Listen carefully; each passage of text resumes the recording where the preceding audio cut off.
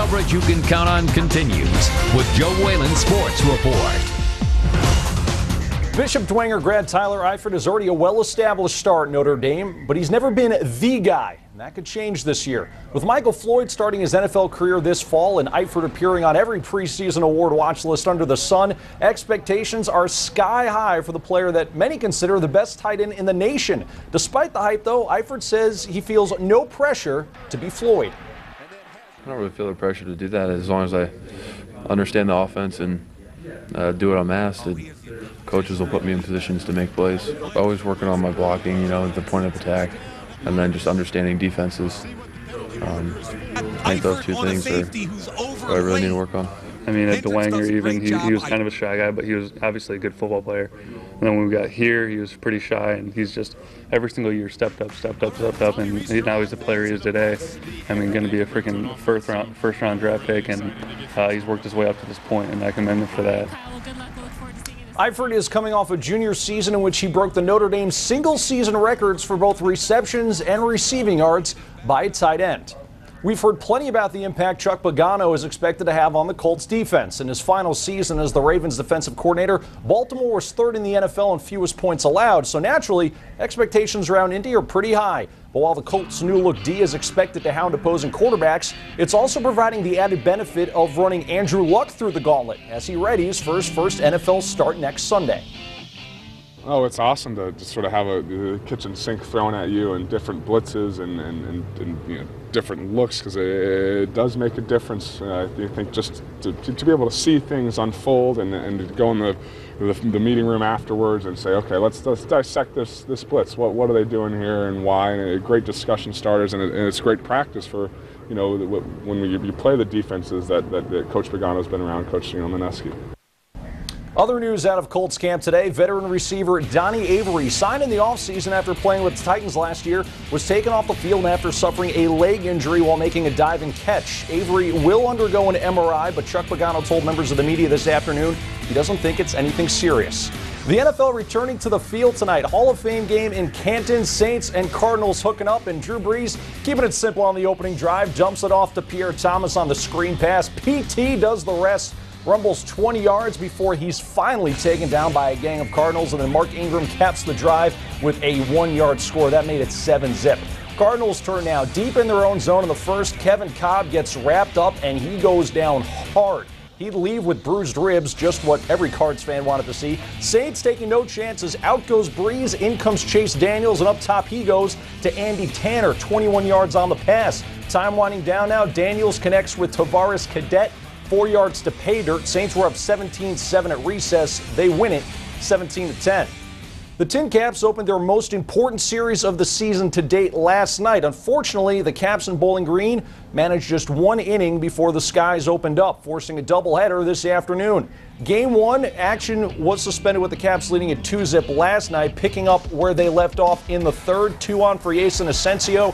He doubles to the gap and left. He's batting .385 at Parkview this season. He's certainly enjoying the Summit City. Austin Hedges and Mike Golick's score, part of a 3-run third for the Tin Caps. Next inning, it's Golick's turn. He doubles to left. That would make it 5-zip as the Tin Caps score in 4 of the first 5 innings, and then Lee Orr bringing the boomstick in the 5th.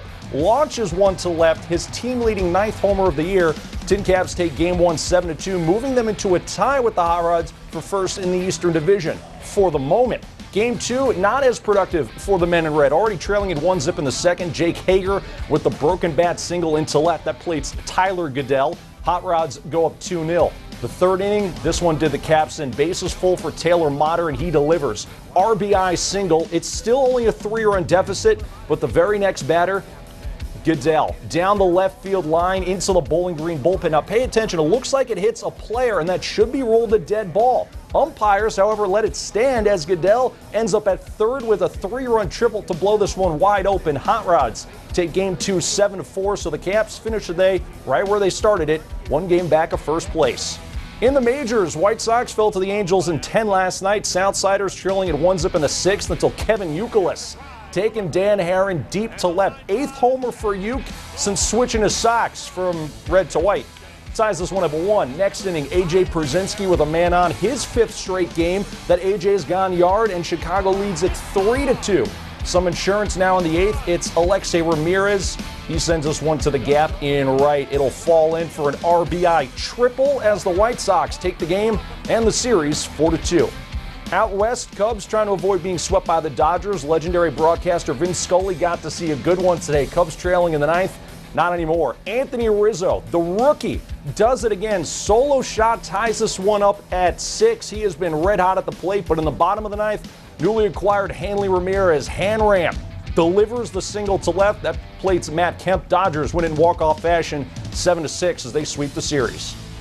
Missouri high schooler Mitch Rutledge was the story of the day on day one of the Men's City Championship. The future Michigan State golfer fired an 8-under 63 at Pine Valley to go into round 2 with a 4-stroke lead over Scott Pieri, the defending champ.